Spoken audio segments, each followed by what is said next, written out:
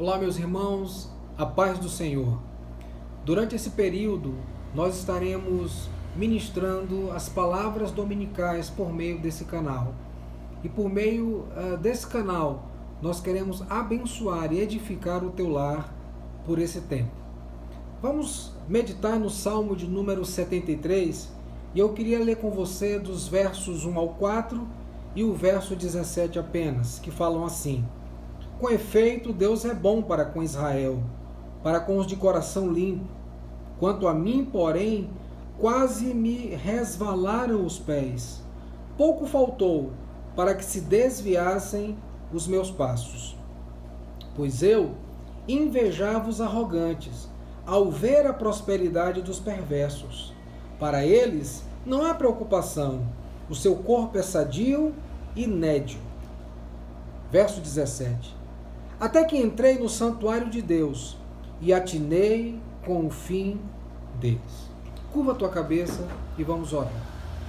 Pai bendito, nós estamos diante da tua palavra e a tua palavra ela é suficiente para edificar, para corrigir, para educar. E nós abrimos o nosso coração, aonde nós estamos, com a nossa família, com a nossa igreja, pedindo que o Senhor fale conosco por meio da tua palavra. Nós oramos no nome de Jesus. Amém. O salmista Asaf, ele se depara com o tema desse salmo, que é a prosperidade dos ímpios, a prosperidade dos maus. E quando ele compara a prosperidade dos ímpios com os justos, ele faz algumas indagações, alguns questionamentos em meio às suas angústias. E é somente quando ele entra no templo, quando ele eleva a sua voz em oração a Deus, quando ele busca a Deus, que ele vai encontrar, no fim de tudo, segurança para a sua vida. Eu quero compartilhar com você algumas compreensões a respeito da prosperidade dos maus e como Deus, ele revela o seu justo juízo, a sua bondade, a sua esperança na vida do salmista e de todos nós. Dos versos de 1 a 3, é possível perceber claramente que o salmista está se queixando diante de Deus. Apesar do salmo iniciar com uma declaração da relação de Deus para com o seu povo, a relação da bondade de Deus para com o seu povo, o salmista ainda assim, ele faz questionamentos a Deus. Questionamentos sobre o modo de viver do ímpio. E esse questionamento, ele acaba resultando em duas reações na vida do salmista. O verso de número 2 nos mostra que a fé do salmista ela é alvejada, quando ele diz assim: quanto a mim, porém, quase me resvalaram os pés. Pouco faltou para que se desviassem os meus passos. A fé do salmista está sendo desafiada, está sendo alvejada. E tudo isso porque ele não consegue compreender o porquê da prosperidade dos ímpios, o porquê da prosperidade dos maus. Em segundo lugar, é possível perceber uma outra reação na vida do salmista, ou seja, o ciúmes. O verso de número 3 nos diz que ele invejava os arrogantes ao ver a prosperidade dos perversos. O ciúme é a tentativa de querer invejá-los. O salmista, de certo modo, está sendo tentado a invejar os maus, a invejar os ímpios, e tudo isso por causa da prosperidade desses homens. O verso de número 3 nos deixa claro que era por causa da prosperidade que o salmista indagava, que o salmista estava sendo tentado a querer invejá-los. O verso de número 4, ele estende um pouco mais esse seu sentimento, esse momento que ele está atravessando, e ele diz assim: para eles não há preocupações. O seu corpo parece que é sadio e parece que é brilhante, é nédio. Ou seja, o salmista, ele declara aqui que parece que os ímpios não têm preocupações. Parece que eles gozam de uma saúde perfeita. Parece que o seu rosto, a sua vida, a sua pele brilha como a luz do dia. como se eles não tivessem nenhum problema, nada para com o que se preocupar. O verso de número 5, o salmista ainda nessas suas indagações, nesses seus questionamentos a Deus, ele vai dizer que os ímpios, que os maus, não partilham das canseiras dos mortais. Não são afligidos como os outros homens. É como se eles fossem cheios de vitalidade. É como se eles fossem fortes o suficientes para não serem atingidos por nada que atinge os simples mortais. Nesse momento, quando a fé e quando o coração do salmista é atingido por conta dos seus questionamentos, é possível perceber que ao se voltar para Deus, tudo aquilo que ele está fazendo é dando voz ao seu sofrimento. Mas ao mesmo tempo, ele está relatando quais são os motivos pelos quais ele está fazendo tais questionamentos a Deus. Eu e você, nós precisamos entender que em momentos difíceis há uma grande diferença entre murmurar e dar voz ao nosso sofrimento. O salmista, diante de toda a realidade que ele está contemplando, que ele está visualizando nos ímpios, nos maus, a maneira como eles prosperam, a maneira como eles vivem, a maneira como eles se reportam, dá a entender que está tudo bem com eles, e isso é a motivação pela qual o salmista é levado a dar voz ao seu sofrimento. Mas ele não está murmurando diante de Deus, ele não está questionando a Deus o porquê, ele está buscando respostas em Deus, ele está dando voz ao seu sofrimento. O Salmo 42, verso 5 nos diz: porque estás abatido, ó minha alma, em mim. Essa é a oração do salmista. Porque há abatimento, porque há preocupação, porque as coisas são dessa forma, desse jeito, desse modo, mas tudo isso levado a Deus em oração, não na forma de murmuração, dando voz ao sofrimento, dando voz às queixas, dando voz às indagações àquele que pode nos responder. E o salmista, no 42, verso 5, ele vai dizer assim: porque estás abatido, ó minha alma, em mim, mas eu espero em Deus, pois ainda o louvarei. Uma pergunta pertinente para os dias que nós temos atravessado. Não porque nós estejamos, porventura, olhando para a prosperidade dos ímpios, mas pelos fatos que cercam a vida de todos nós, sejam justos, sejam ímpios, sejam cristãos ou não cristãos, sejam homens ou mulheres, ricos ou pobres, como o salmista, em dias difíceis, eu e você, nós temos dado voz ao nosso sofrimento, nós temos apresentado a Deus as nossas preocupações. É exatamente isso que o salmista está fazendo nesse momento. Ele está olhando para a forma como os ímpios prosperam. E ele está perguntando a Deus: por que, Senhor? Por que essas coisas estão acontecendo dessa forma?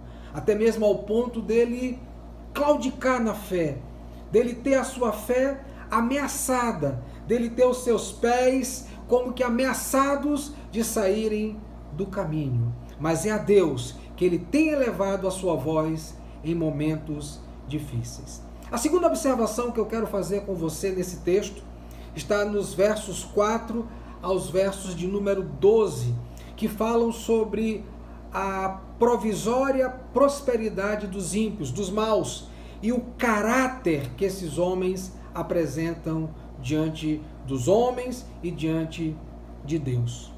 Os versos 4 e 5 parecem que os ímpios não sofrem problemas. Eles dizem assim: para eles não há preocupações. No seu corpo, o seu corpo é sadio e brilhante. Não partilham das canseiras dos mortais, nem são afligidos como os outros homens. Parece que os ímpios não têm problema. Parece que os ímpios, eles não têm ameaças, eles não sofrem dificuldades, eles não têm adversidades.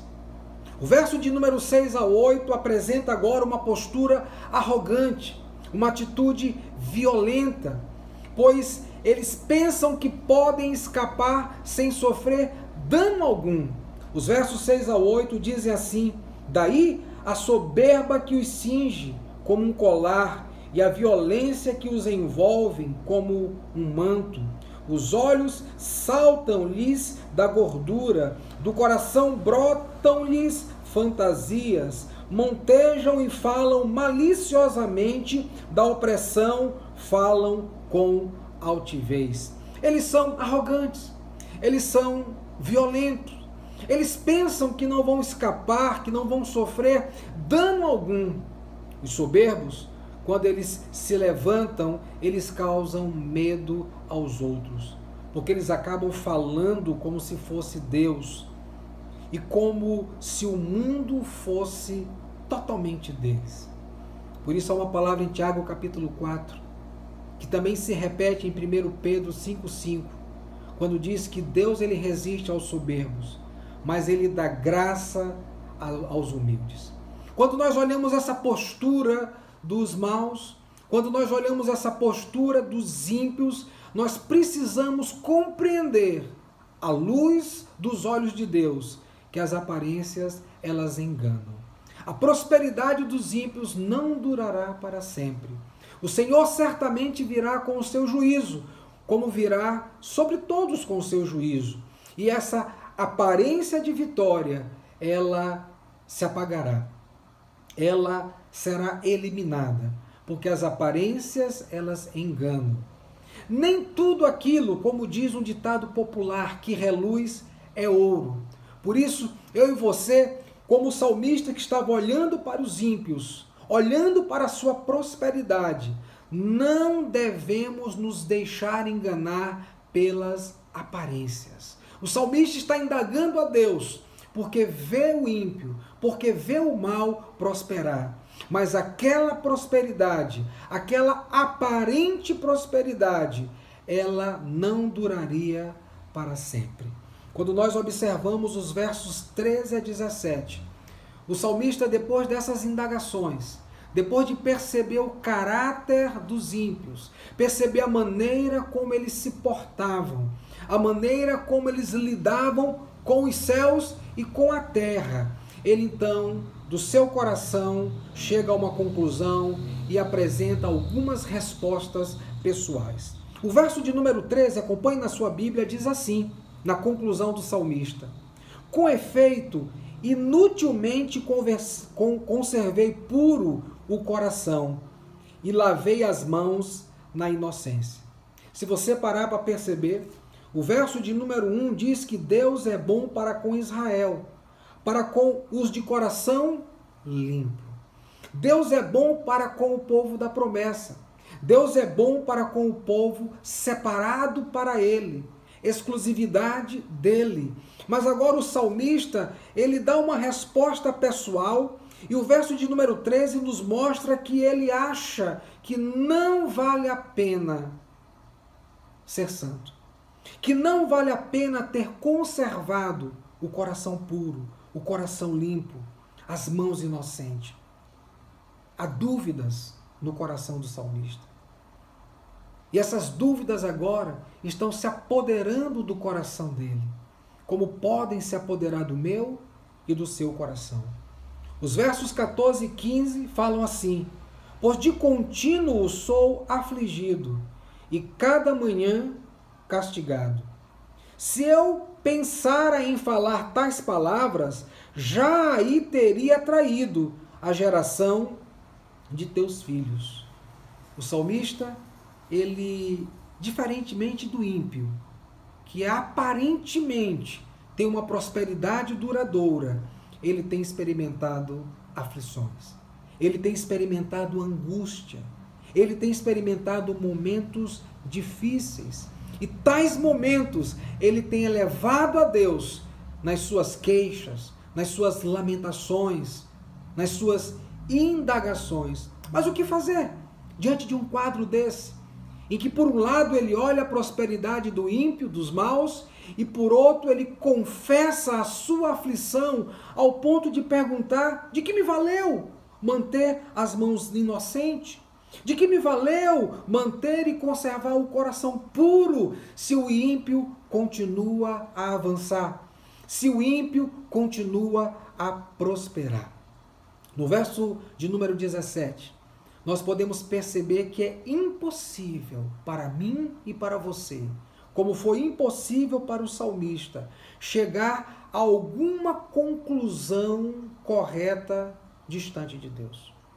É nesse momento em que ele se dirige ao templo.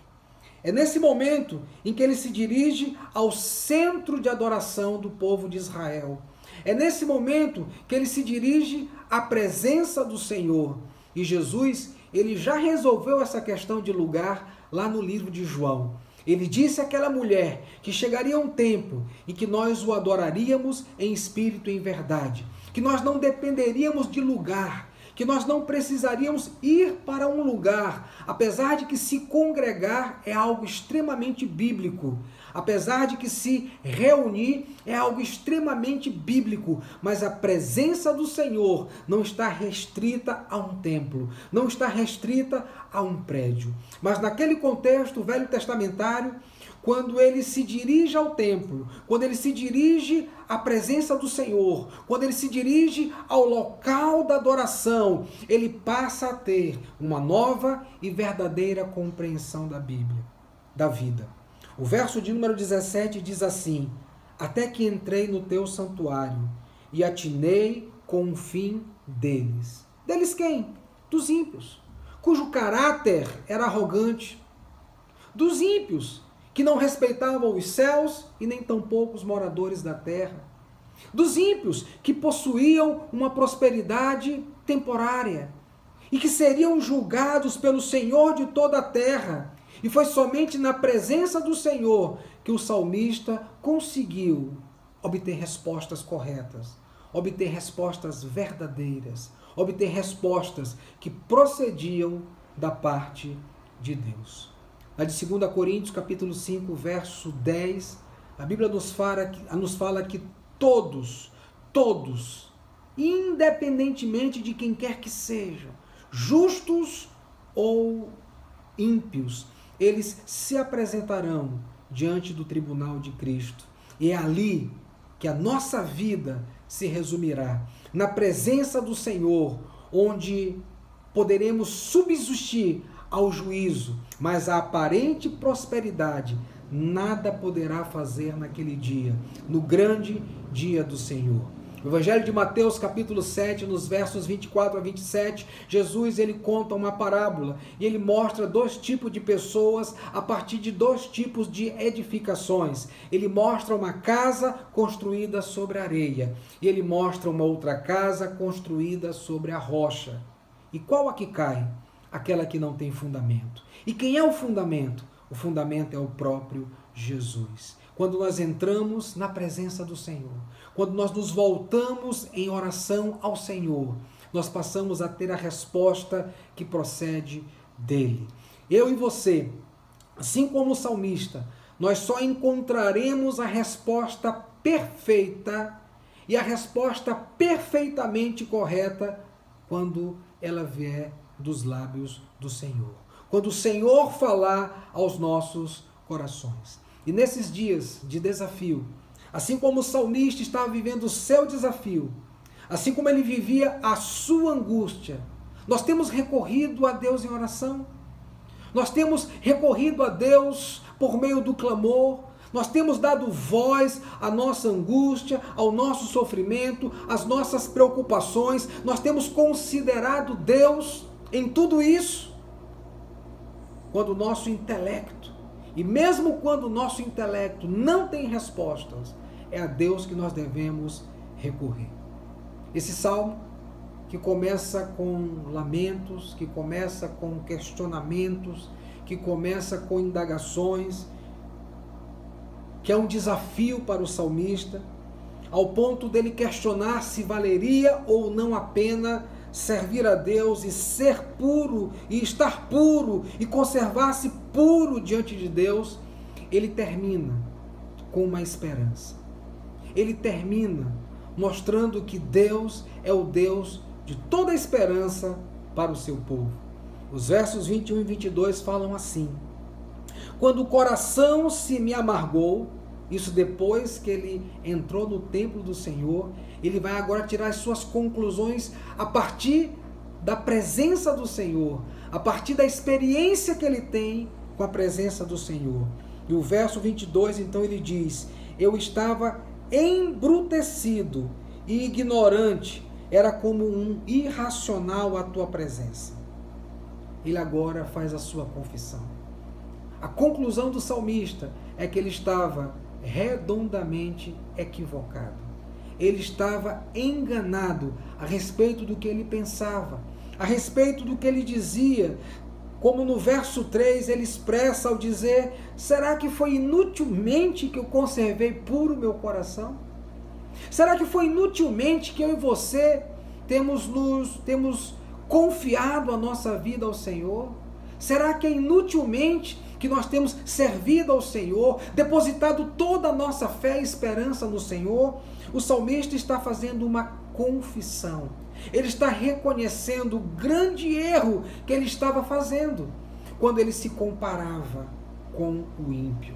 Quando ele comparava, como diz o Salmo 1, a árvore plantada junto aos ribeiros com a palha que o vento dispersa e leva para bem longe, falando mais uma vez de juízo. O juízo de Deus que vai chegar na vida de todos, quer justos, quer ímpios, quer bons, quer maus. O salmista está confessando, o salmista está reconhecendo, e foi somente, como disse o verso 17, na presença do Senhor que tudo ficou claro para ele, pois ali o Senhor estava comunicando a sua verdade para o salmista.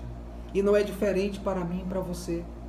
Por isso precisamos confessar, precisamos reconhecer que erramos quando não consideramos Deus na nossa história. Os versos 23 a 28, após a confissão do salmista, nós também podemos perceber como ele faz a afirmação da sua fé. E os versos 23 a 28 falam assim: todavia, estou sempre contigo, tu me seguras pela minha mão direita, tu me guias com o teu conselho e depois me recebes na glória. Quem mais tenho eu no céu? Não há outro em que eu me compraza na terra. Ainda que a minha carne e o meu coração desfaleçam, Deus é a fortaleza do meu coração e a minha herança para sempre. Os que se afastam de ti, eis que perecem. Tu destrói todos os que são infiéis para contigo. Quanto a mim, bom é estar junto a Deus. No Senhor Deus ponho o meu refúgio para proclamar todos os teus feitos. Enquanto o ímpio tinha dificuldade com os céus, o salmista, após confessar, reconhecer o seu erro e afirmar a sua fé, ele diz o contrário. Ele fala o contrário. Ele diz que é nos céus que ele tem a sua esperança. Ele diz que é dos céus que ele tem a sua confiança. Ele diz que é nos céus que ele tem o Deus onde ele pode colocar o seu refúgio. É o Deus a quem ele pode proclamar e proclamar todos os seus feitos, toda a sua grandeza, todas as suas maravilhas. Após entender o verso 17, o salmista faz uma confissão de fé. E após entender o verso 17, ele descansa em Deus. E essa é a relação do salmista para com Deus. E assim deve ser a minha relação com Deus, a sua relação com Deus, a nossa relação com Deus como igreja, de confiança. Ainda que por um momento possamos não estar entendendo as coisas, se nos voltarmos para Deus, se entrarmos na sua presença, nós, da parte de Deus, saberemos o que Ele tem a dizer, o que Ele tem a falar, o fim de cada coisa, segundo o propósito desse Deus eterno. Eu quero nesse dia ministrar ao teu coração esperança. Ainda que as tuas perguntas sejam angustiantes, ainda que as tuas queixas, as tuas indagações estejam sendo feitas diante de tudo que nós estamos vivendo, eu quero dizer para você, que em Deus nós podemos colocar a nossa confiança. Ele é o nosso refúgio, Ele é a nossa fortaleza, Ele é o nosso socorro bem presente nas tribulações. E é quando nós dobramos o nosso joelho, é quando nós oramos ao Senhor e Ele respondendo nos dirá o fim de cada coisa ao seu tempo. No Senhor nós podemos nos renovar e na força do seu poder seremos renovados. A nossa esperança é que o Senhor não perdeu o curso da história, Ele não perdeu as rédeas da história, Ele não perdeu absolutamente nenhum fato da história. Está acontecendo de maneira que esse Deus, Ele não esteja participando. Portanto, eu quero convidar você para orar nesse momento. Quero ministrar a tua vida, quero ministrar a tua família e quero dizer, como o Salmo começou, que a bondade de Deus é sobre a tua vida e sobre a tua casa, em nome de Jesus. Vamos orar. Senhor, como salmista, nós também temos perguntas. E como salmista, é na tua presença que nós estamos nesse momento. E como salmista, nós ouvimos a tua voz, e a tua voz, por meio da tua palavra, nos diz que o Senhor é aquele que não desampara os seus. Meu Deus, em meio ao medo, em meio ao caos, em meio à epidemia, em meio àquilo que afeta o mundo inteiro, Senhor, o mundo não saiu do teu olhar. O mundo não está esquecido por ti, Senhor. Portanto, ministra, Deus, nas nossas vidas. Ministra a esperança, Pai, a confiança, Senhor Deus, a fé, o amor, Deus. Todos os atributos que nós precisamos ministrar uns aos outros, Pai, para que possamos, Deus, nos manter firmes nas tuas promessas, firmes diante da tua palavra, encorajando uns aos outros, Deus, na certeza de que o Senhor não está alheio a tudo isso que está acontecendo. Nós oramos confiados no teu poder, confiados em ti, Senhor, porque tu és um Deus que não desampara os seus. E é no nome de Jesus que nós oramos. Amém. Deus abençoe esse dia na tua vida, em família, em culto. Amém.